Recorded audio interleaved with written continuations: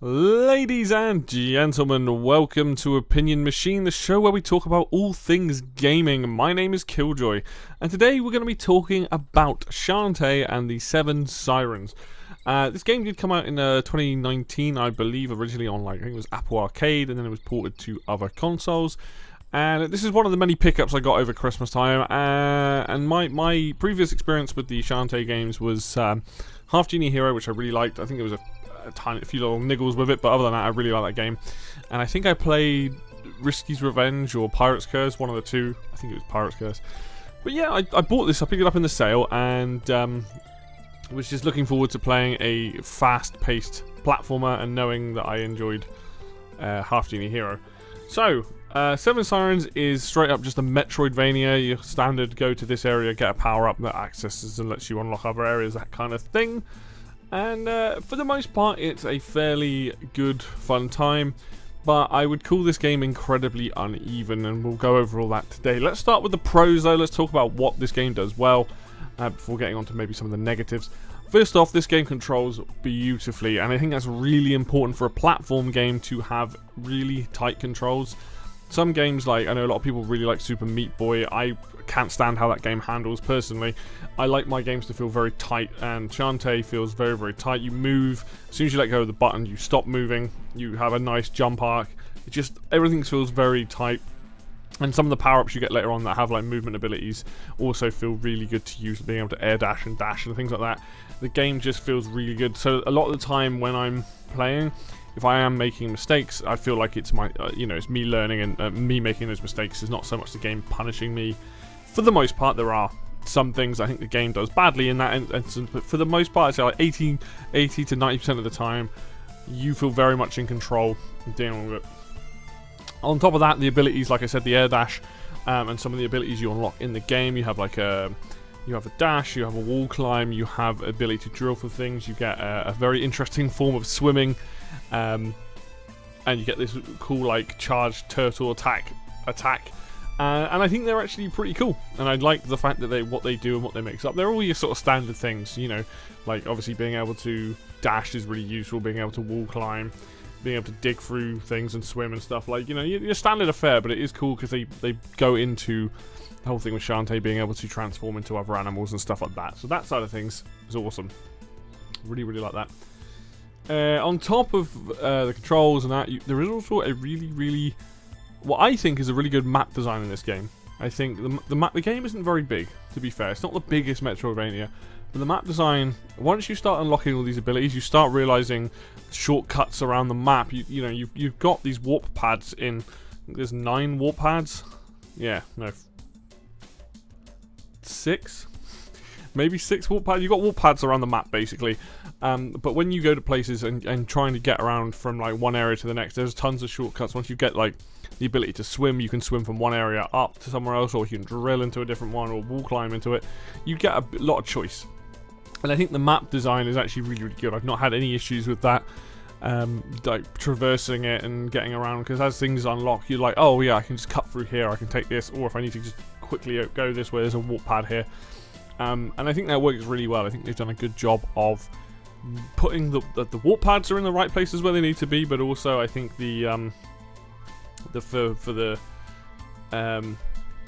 what am I trying to say here? For just getting around is easy enough to do, and it's not, once you've got those abilities, it's straightforward. One thing I think is really cool in this game, and I think they've done this in the past, is the monster card system. So in this game, if you defeat an enemy enough times and they drop enough monster cards, you can get some kind of buff, and you can equip these buffs to your character. So for example, you can get like one of the bosses as a card, and it'll be like, oh, it increases your hair attack damage even more so than what it would normally be. So you can equip that, or it might be when you use certain items, they use less magic, or when you use certain items that you throw them out faster, or they do more damage, or it might be like movement ability. So you crawl faster, you climb walls faster, you have like, I don't know, extra iframes, all this kind of stuff. So there's an incentive there to actually engage with certain monsters and try and unlock different abilities. You might have like one that helps you swim faster, I had one that allowed me to drill through dirt much quicker, and it was like 2 times the speed of what I was going. So there's a ton of things there. Increased magic drops, health drops, stuff like that. Really, really awesome.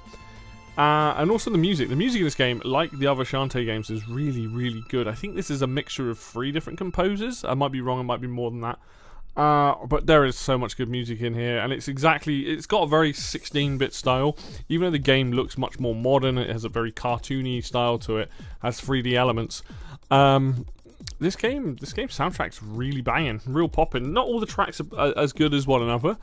Not all of them are particularly long, but I will say, like, each area, like, very, very defined. There's a couple more, like, chill tracks, but certain areas in the game that you go to in those maps, like, there's a sunken ship, there's the main hub town, there's the other 2 towns. Like, honestly, like, just really, really catchy stuff. Like, I kind of always really like the Shantae music. I think they do a really good job in the games doing that.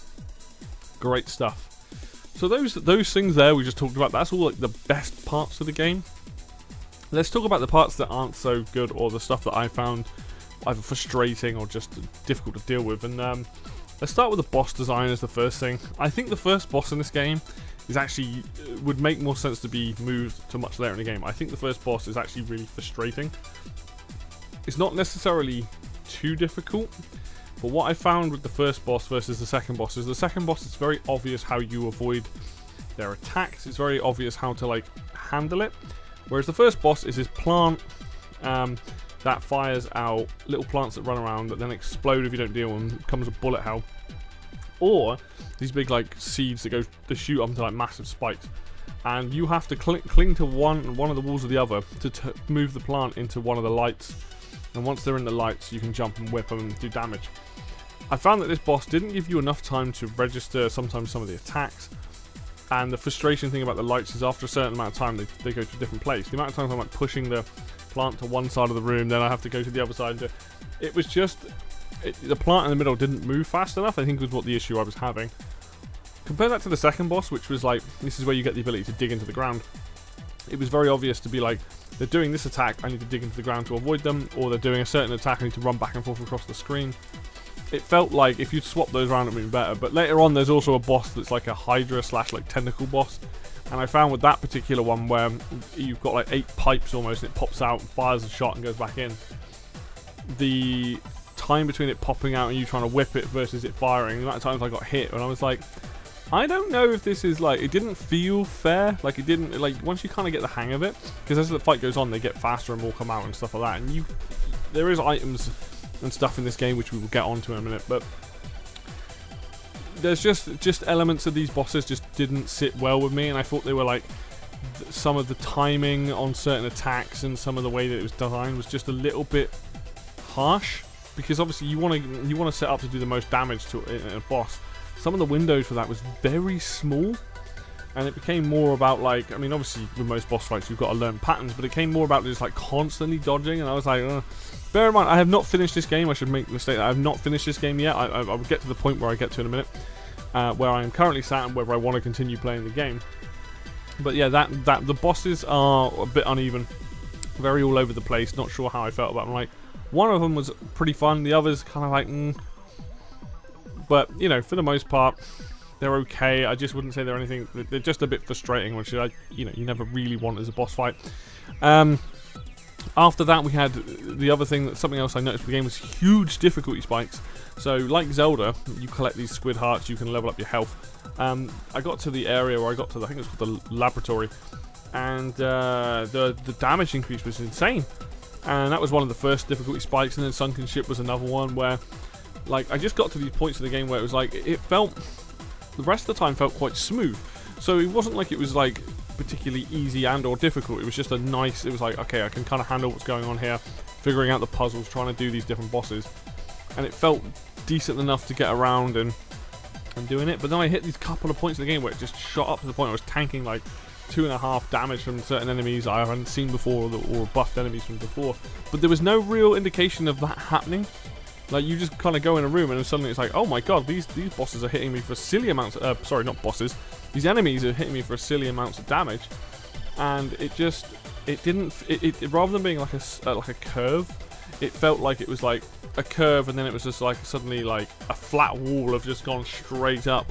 And that happened a couple of times, and I was like, ooh, not sure how I feel about that. That's kind of frustrating, you know, and you know, have to go away and like either look for get upgrades or things like that. So first time I've ever had a little bit grindy in these games, because in this game you collect a lot of money, you use money in the shop to buy health upgrades, to buy attack speed upgrades, attack, defense, magic items, all this sort of stuff. But it definitely was my way of playing the game. It was serious difficulty spikes in it. One thing I think this game does a really poor job of is really hammering home that health drops and magic drops in this game.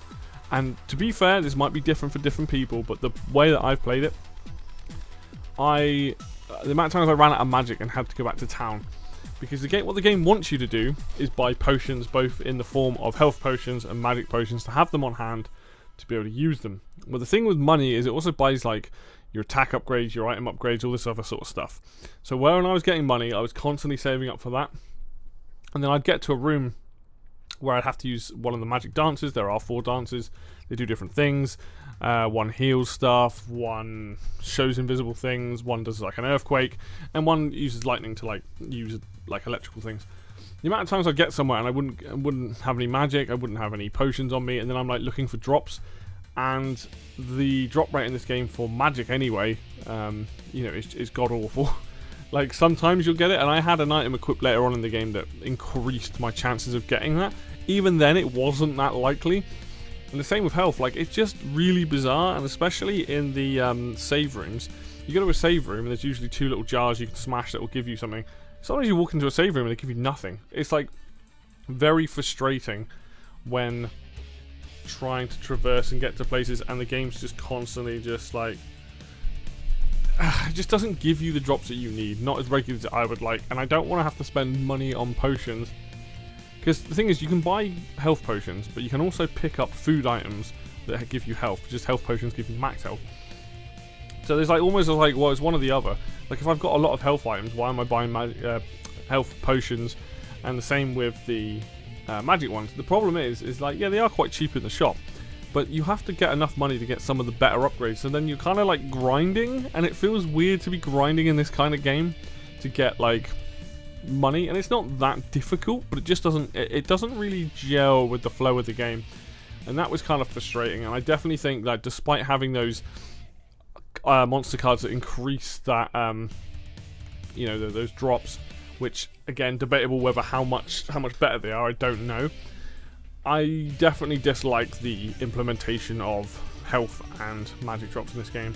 The reliance on magic for both your dances and also your item abilities, like it drains too quickly for how little pickups there is, and that is probably one of the most frustrating things about the game, is like that. On top of that, the point at which I'm at in the game, I have a time section which requires me to go through 8 rooms, I think it's 8 rooms of combat. Now, that wouldn't be so bad, but you kind of have to mash quite hard in this game if you want to do the fastest attack speed as well as damage. On top of that, using magic items or whatever. I almost did this. I've done this section 4 or 5 times. I almost did it on my final time, and accidentally, you know, and died. But the problem I'm having is actually causing my wrist to hurt because I'm mashing so hard. And I know people are going to be like, well, that's a me problem. You know, find a different way of doing it. But the fact that it is so many rooms back to back, like it should have been 4 rooms, not 8 or 6 or whatever it might be. It genuinely like hurts by the end of it. And like the fact that I have to, when you die, you go back to the last save point. There are no autosaves in this game, which I think is also a poor decision. I'm playing this on Switch, so when I booted the game up, it was like, oh, do you want to play definitive mode or original mode? And definitive mode apparently adds things and stuff. Well, I have no idea what the difference is, and and apparently it's more difficult doing definitive mode. But this particular section that I'm at, you know, I don't think I'm that far from the end of the game. But the fact that I'm like, every time I'm having to pause it and put the controller down, like even on a failed attempt, where it's just like, this shouldn't be how it is. I shouldn't be mashing this much, because you're timed. And by the end of it, I only had really like a minute and a half left. You know, you either increase that time by like 2 minutes, so you make it 7 minutes rather than 5, and that's a lot bigger gap. You don't have to mash as hard, or you don't throw as many enemies in. I just think overall, this game, there's a really solid foundation for a game here, but the balancing in this game is kind of bad. And I think some people are going to be like, you're always going to get this, like, no, it's easy, it's not even that hard of a game. Like, depends on your play experience, it depends on the things that you struggle with or whatever. I consider myself pretty good at platformers, but I'm having issues with this game in terms of running out of magic, like having that reliance to be like, you've got to buy potions. Like, it's just sometimes I think the game is at odds with itself with certain things. I'm just like, the items that you get, like the pike ball or the scimitars, the fireball, all this stuff's really cool, but my magic doesn't regenerate, and I don't get that many magic drops, so I'm very limited in what I can use it. So when I do need it, and then I need to use one of the dances, I don't have any magic, and then I have to like be like, well, either I've got to find a drop in these rooms, or I've got to go back to town. Yeah, it's frustrating. I think I want to persevere. I would like to finish the game. I've put about 6 to 7 hours into it, and I want to get to that point, but it is getting to the point where I'm like, well, if the game's getting very frustrating to play, my time might be best spent somewhere else. I do think if you like Shantae games and you know you have experience with them, I do think this is a game that a lot of people would like. But you need to go in sort of knowing that this is an uneven experience. I don't know what original mode's like. Maybe I should have played that first. But I am finding that this game is just like, sometimes I'm like, oh, this is really fun and I really like it. And other times it's pushing me away because it's like, well, I've got no magic and I want to use that money to buy items like upgrades and stuff that will be useful. But then I think the magic system just needed an overhaul of like, you should be able to regen up to a certain point. So you always had enough magic to be able to do one of the, like all of the dances at least once and then wait for it to recharge, rather than be like, well, I've got to go back to town now, or you know, hope that I bought some magic potions. I think there's a lot of balancing is just odd, but you know, obviously make your own decision on it. But this is the stuff. This is the balance of like, there's a great map, great abilities, controls really well versus frustrating drops, not the best boss designs, huge difficulty spikes, and you know that time section. I mean, it's just frustrating when Metroidvanias is a style of game that I really enjoy, and I think more recently I've played ones that I don't necessarily enjoy, like Metroid Dread, fantastic game. Mummy Demastered I really liked on Switch as well. So there are definitely really good Metroidvania games out there. Even the Bloodstain was pretty decent. But then there's this where it's like there's such a core game here that's really fun. It's a shorter experience, marred down by maybe some lack of polish in some areas and just slight rebalancing. Yeah, that's kind of how I feel about the game. I'm kind of like, it's an uneven experience. That's the best way I can describe it. So that's going to do it for me today then, guys. Thank you very much for watching. As always, if you like the video, hit like. If you want to see more content like this, then hit subscribe.